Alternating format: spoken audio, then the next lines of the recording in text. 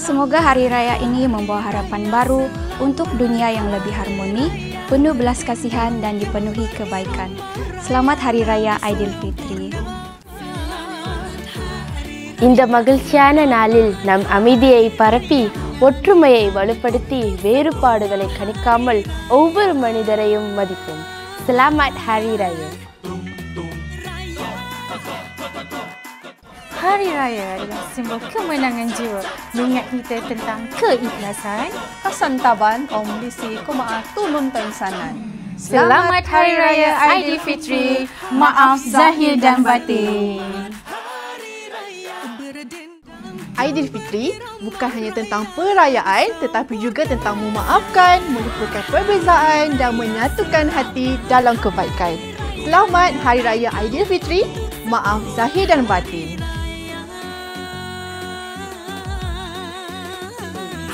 Syawal mengajar kita bahawa kebahagiaan sejati datang daripada memberi, berkongsi dan menghargai nikmat yang dimiliki.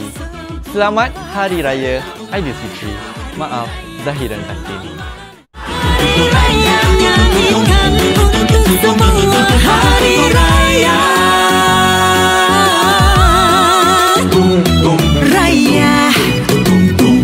Slay.